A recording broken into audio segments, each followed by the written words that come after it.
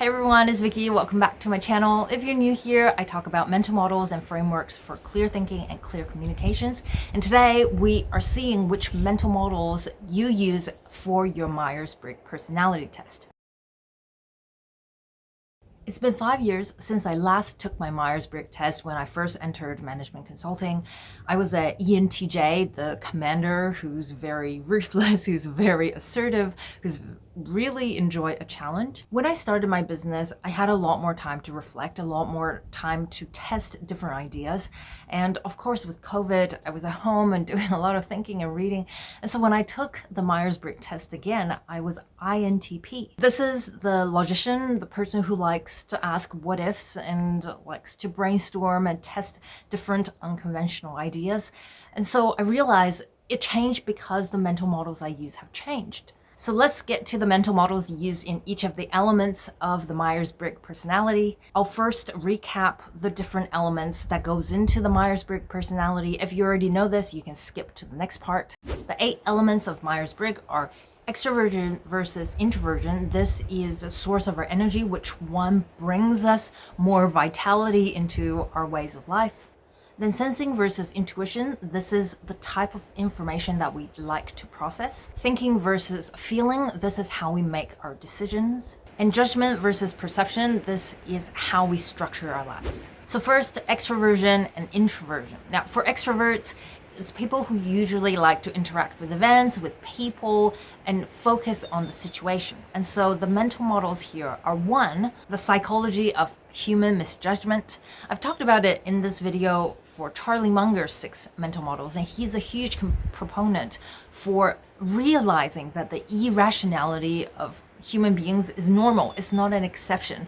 Some common examples of human misjudgment are, for example, anchoring. That's commonly used in marketing, where you see a big number at the beginning and then everything else that comes after that's smaller than that number will seem cheaper. We're more likely to see that we got value out of the deal just by having a since 1989 and then have your prices be $25. People will see a value even though the two numbers are not even apples to apples.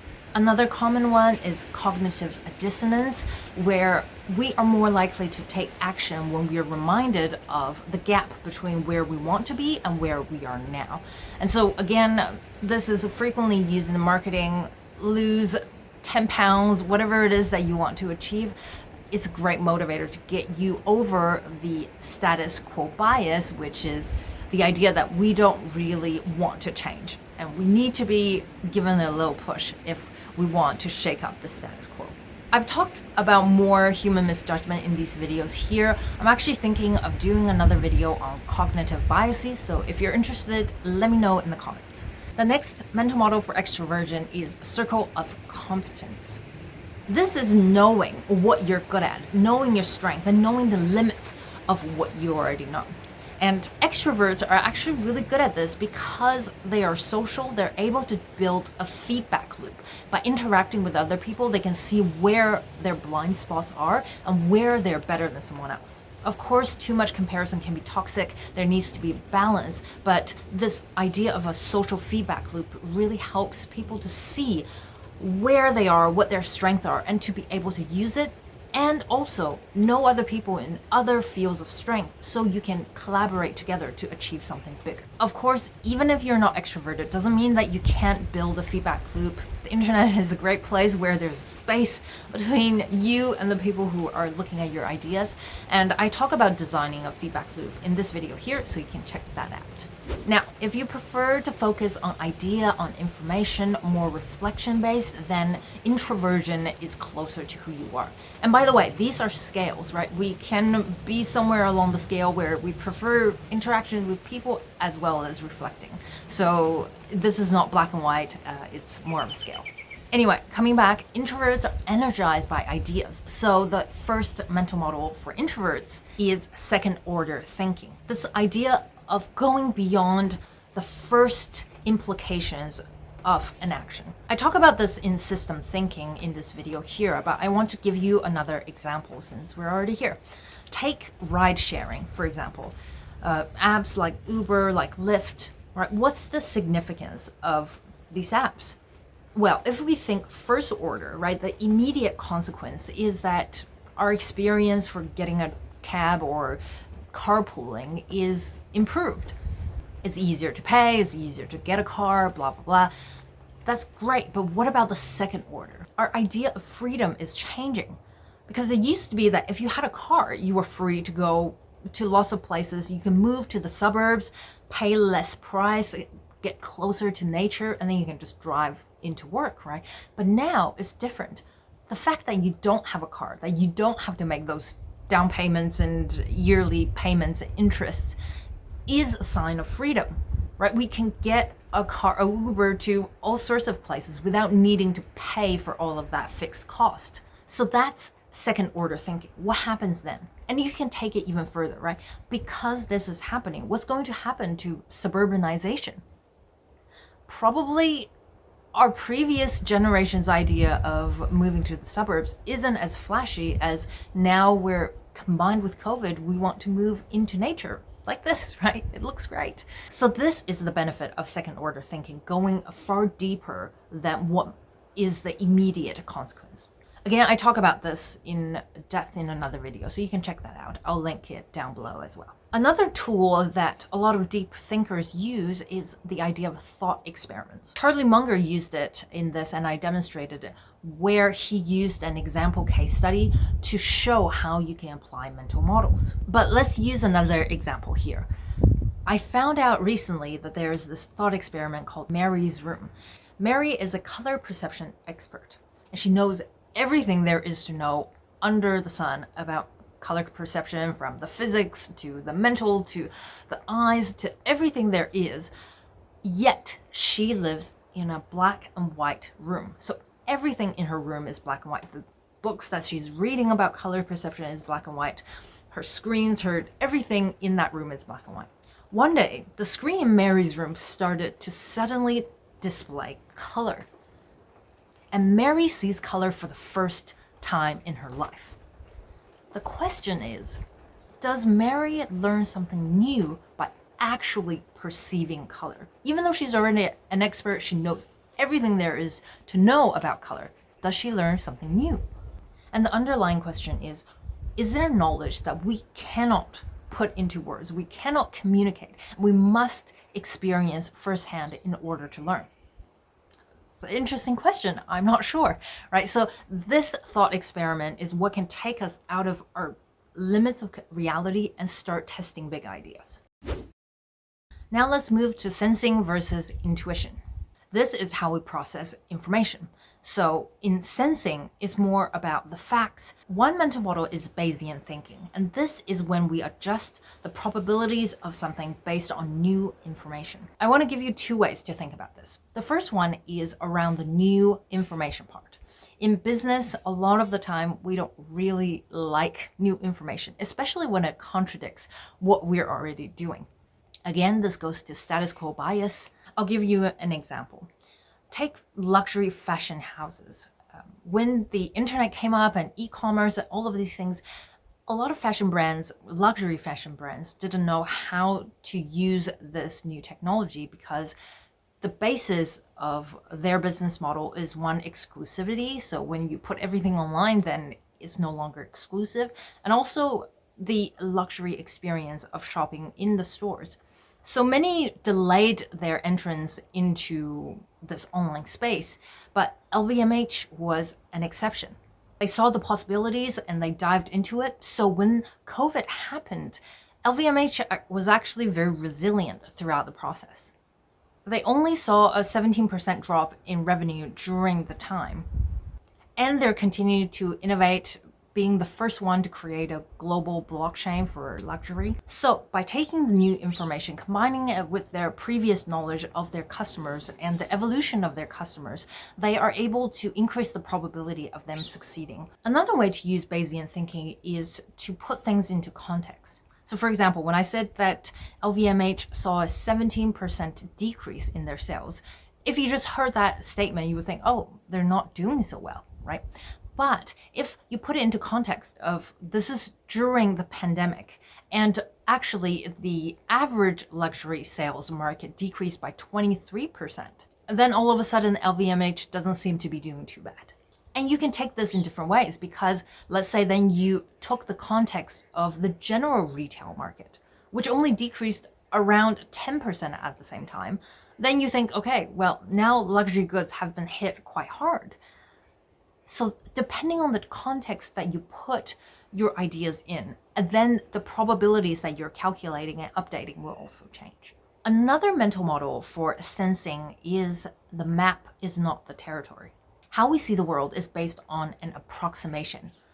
A map is a simplified version of the territory that it's trying to describe, right? Our car navigation only shows the streets. It doesn't show all the details of the real world that we walk in. The map intentionally focuses your attention to one aspect. Being aware of what you're seeing and what you're not seeing, as well as being able to choose the maps for that territory, you'll have a lot more clarity. Now, on the other hand, we have intuition, which is more about endless possibilities, new ways of seeing things from another perspective.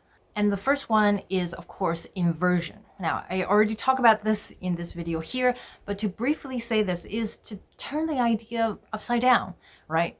A common way of using inversion is to work backwards from your goal, right? If I want to get there, what do I need to do today in order to get there? A related idea is via negativa, right? Thinking and describing something by what it is not. For example, if you want to talk about something like, what kind of life do I want to lead? A really big question. So you start by saying, what kind of life do I not want to lead? This immediately gives you clarity without taking away too many possibilities. So this is a good balance of how you can keep opportunities and possibilities in your life without feeling overwhelmed. Now, on the idea of enjoying abstract thinking, there is the iceberg model. I talked about this in the systems thinking video here. And it's an idea of seeing reality in 4 levels. First are events that happen, and this is what everyone sees. And usually from here, not a lot of people pay attention to these below the tip of the iceberg idea. Second is the patterns of behaviors, trying to draw patterns out of what seems like chaos, and this is the next level. The third one is systems, seeing how things connect together. And the fourth one are mental models. This is knowing the underlying assumptions, underlying beliefs, value systems that created everything else in the first 3 levels. And that's why I talk about mental models. I'm an N, and I'm curious about the things that we don't see, making the invisible visible. Now we move to thinking versus feeling, right? This is how we make decisions. If you're very logical, you're very analytical, then you are in the thinking camp.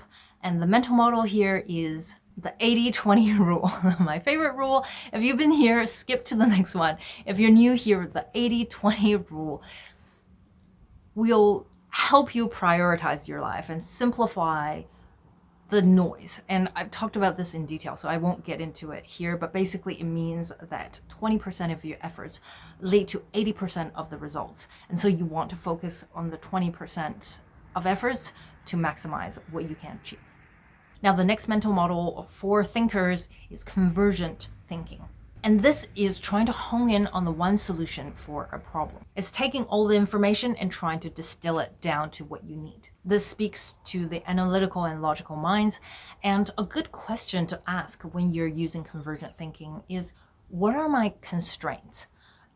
To know the limits of what you're operating within, then you can really test how far you can push the boundaries and maximize your impact with convergent thinking. If you make decisions based on values, based on how other people might feel, based on the different ways of perceiving the problem, then you might fall into the feeling camp. And the mental model here is 1, divergent thinking, so the opposite of convergent thinking we just talked about, where you want to keep the options as wide as possible and think of some unconventional ways to one problem, because there's more than one way of solving a problem. A really fun and useful question is, what is the worst solution to this problem? Then take that answer and try to turn it into a good solution. Take, for example, you're planning a birthday party. What is the worst solution? It's that the birthday girl or boy spends it all by themselves. No one came to their party. Now let's turn it into a good solution. Well, actually, this could be the best gift you can give someone, the luxury of time, the luxury of spending time with themselves to reflect, to slow down. Now, all of a sudden, it's a great idea that's unique and innovative. And that's the basis of divergent thinking, is that you never know which idea could take you into a really exciting direction. Another mental model for feelers is the Hanlon's razor. Never attribute to malice what you can explain with stupidity. Now, I think stupidity is a bit harsh, and it assigns this idea of fault to the other person, where in real life, I think we have a lot more misunderstandings where it's not really the fault of any one person on different sides, but just a miscommunication. And that's why I talk about mental models for communication, because I think it happens way too often. And this will help you see the different sides of an argument and also just to have more empathy. Now let's move to judgment versus perception. And this looks at the need for structure in our life. Now, if you belong to the judgment camp, then you need structure. You like planning, you like schedules, you like to have things set out. It doesn't mean being judgmental, it means more being organized. So one mental model is extropy. Extropy refers to the self-organization within a system where complexity and coherence and order build over time. This idea of, even though there's a lot of chaos, we can still plan, we can still schedule, and we'll slowly but surely move towards organization and order. This is the opposite of entropy, which I'll talk about for the perception camp in a bit. But let's move on to the second mental model for judgment, which is asymmetry in probability. And this is also known as meta probability, and it's about the probability of our probabilities being right. So a simple demonstration of this. How long will it take for you to finish this project? Usually people say, 5 hours, and 5 hours later, they are not done, right? Because there is asymmetry between their estimation and reality. And so people in the judgment camp are usually very aware of this mental model, and they're able to plan and schedule based on this idea. And if they're not, then there is an inbuilt feedback loop where they will realize, oh, it's really annoying that I'm not hitting my targets. I'm not scratching off all the to-dos on my list. And so they actually get better. Now, on the other hand, we have the perceivers who are more go with the flow, more flexible, and more able to adapt in different types of situations. And the first mental model is the opposite of extropy, which is entropy. And this is the idea that over time, we move towards disorder, we move towards more complexity, and life gets more chaotic over time. There are endless ways of combining all the factors in our lives that it's basically impossible to predict what's going to happen, and things are very random and chaotic.